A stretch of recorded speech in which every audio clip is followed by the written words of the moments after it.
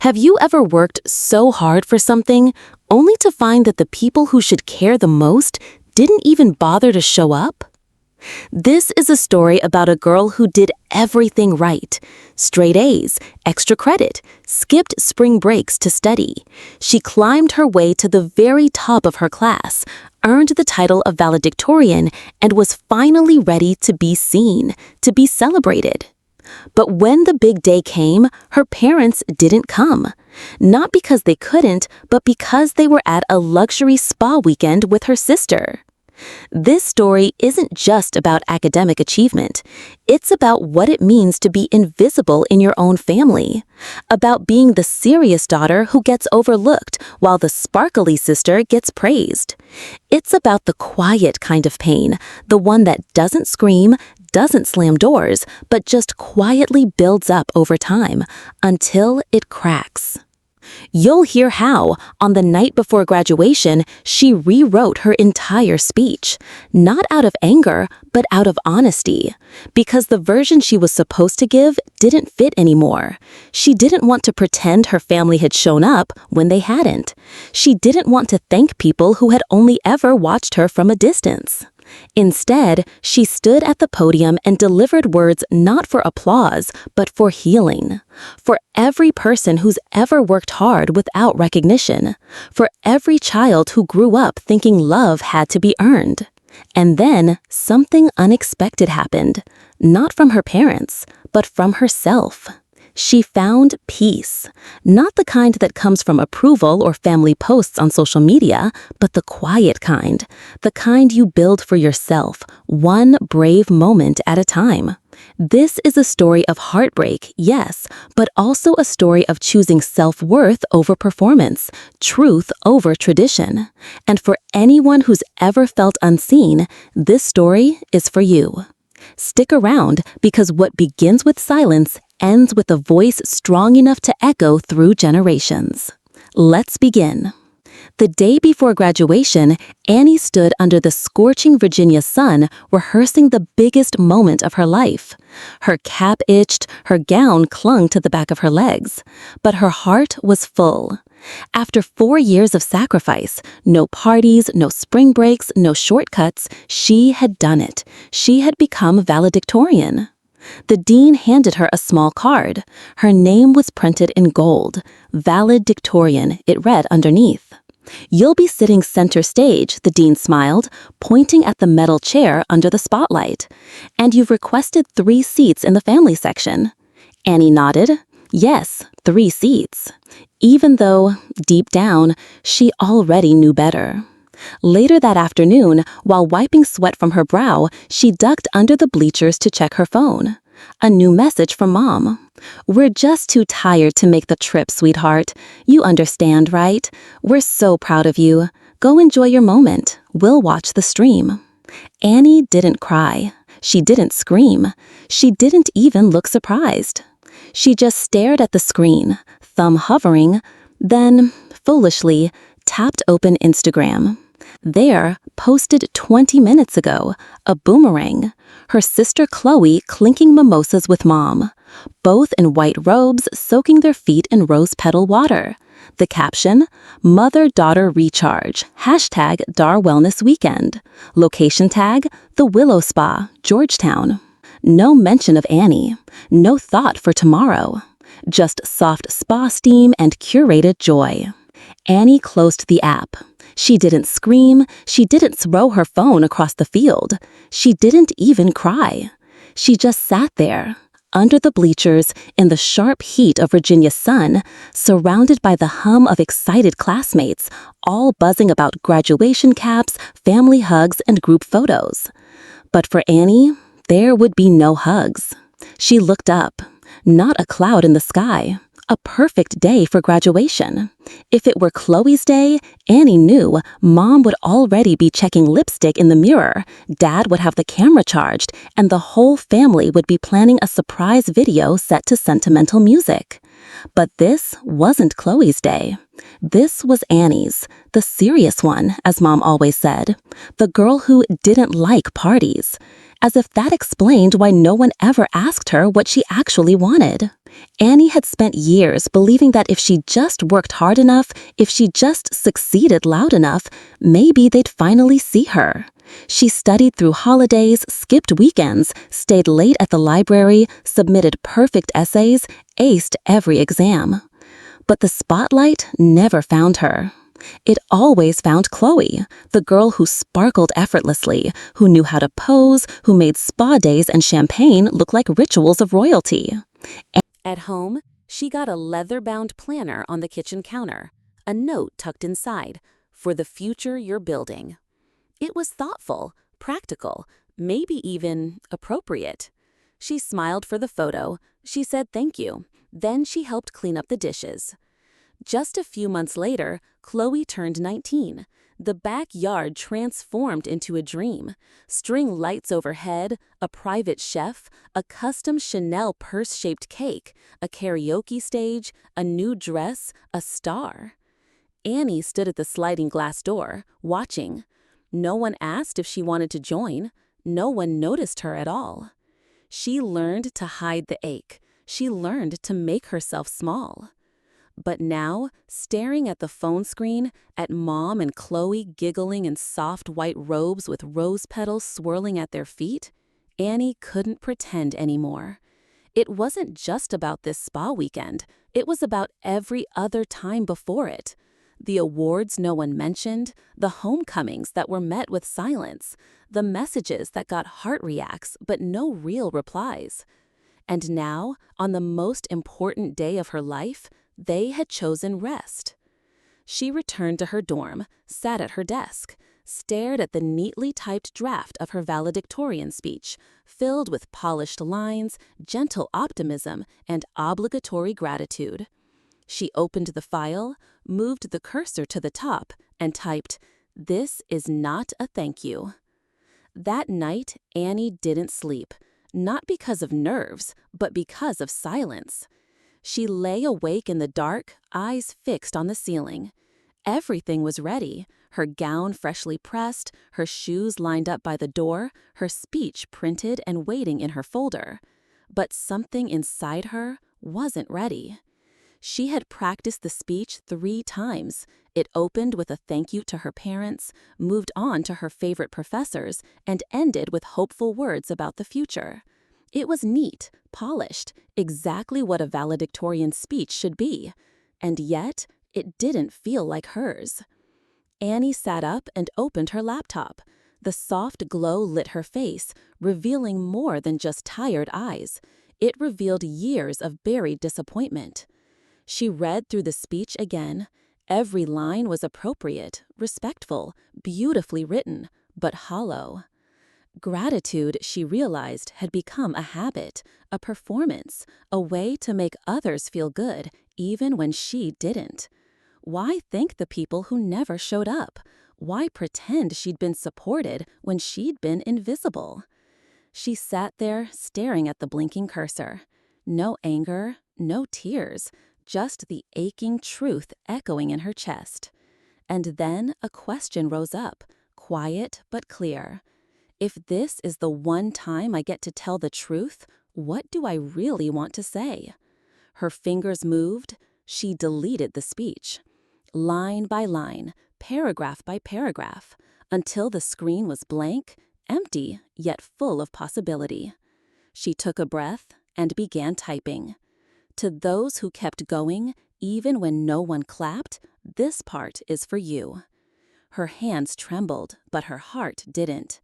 For the first time in her life, she wasn't writing for approval. She was writing for herself. She wrote through the night. No filter, no sugarcoating. She wrote about the birthday with the leather planner and no cake, about the awards no one noticed, about the invisible victories she had carried alone. Each sentence bled honesty. Each word stripped away a layer of silence. By morning, when the first light touched her window, Annie folded the new speech and placed it next to the old one, just in case she lost her nerve. But deep down, she already knew.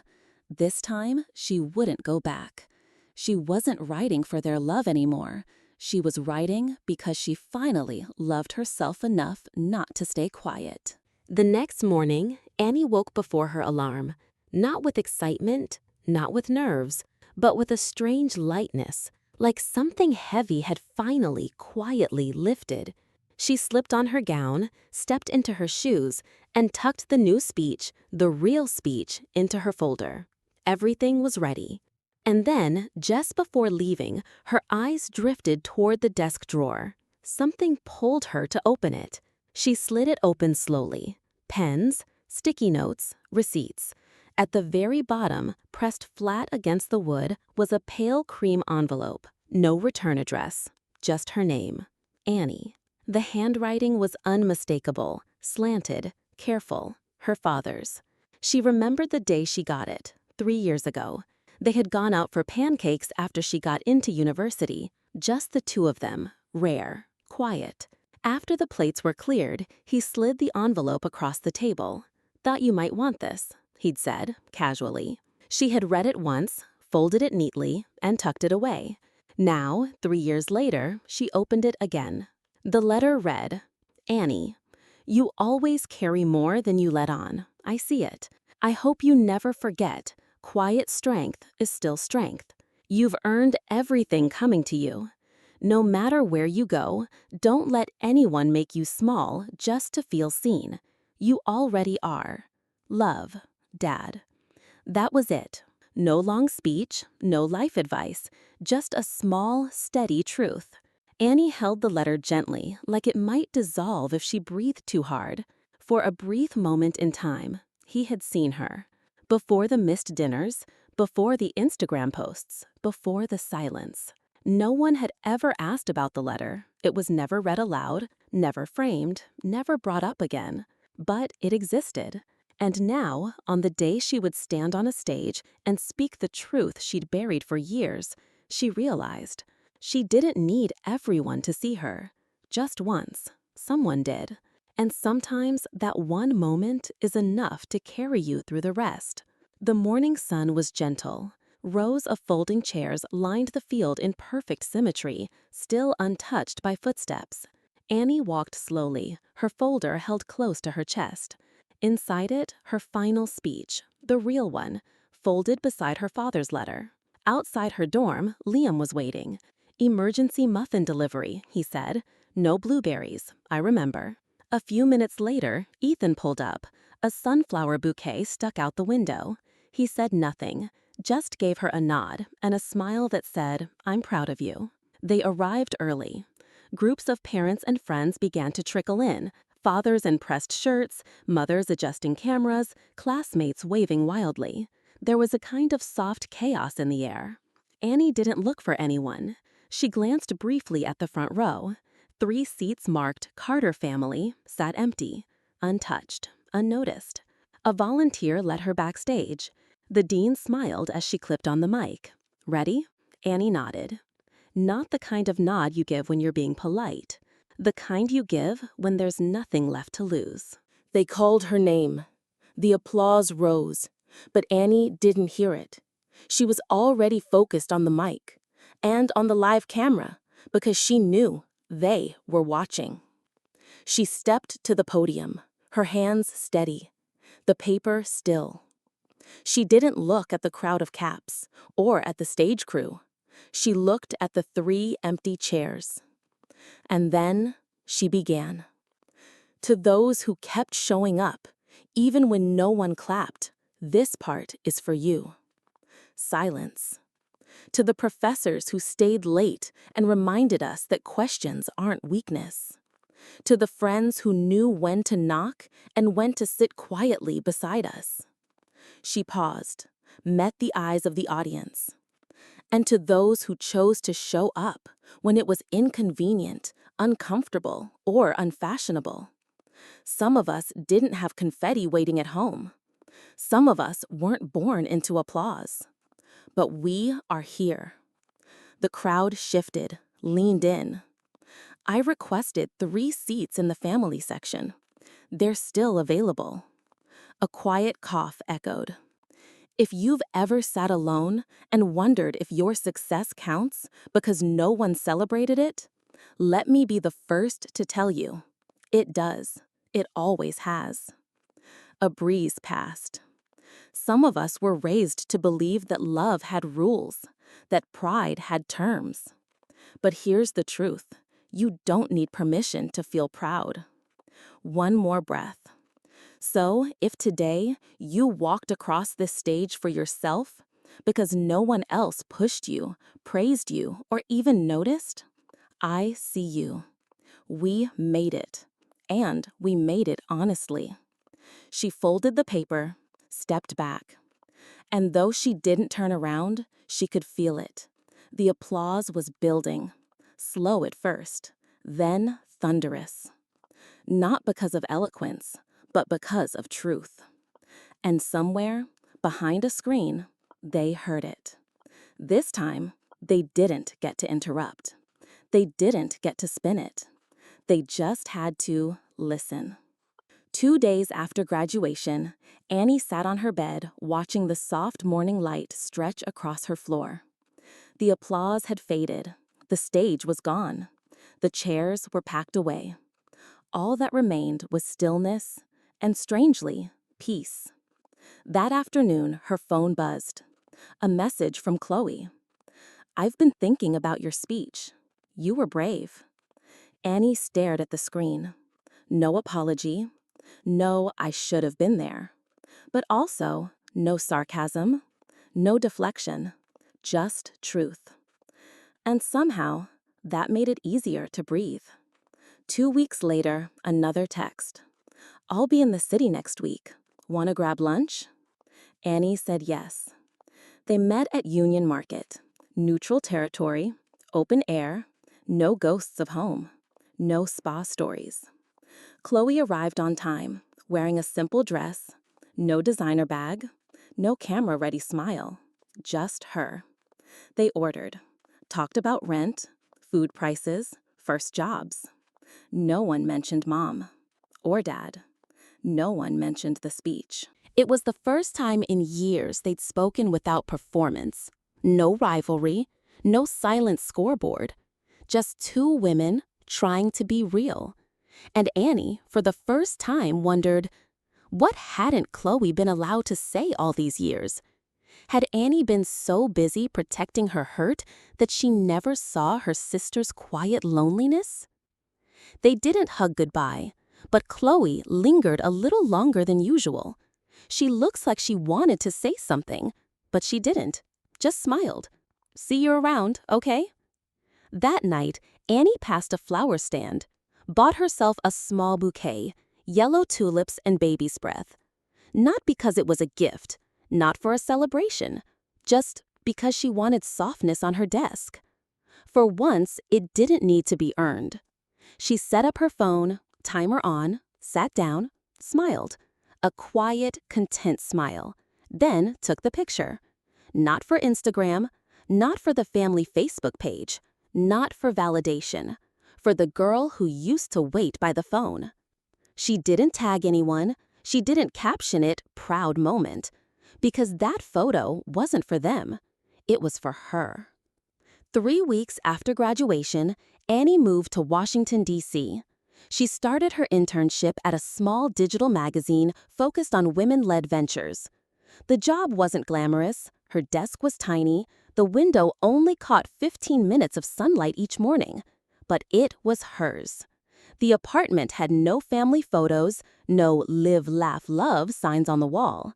Just a second-hand desk, an empty bookshelf, and a bouquet of yellow tulips still bright in a glass jar.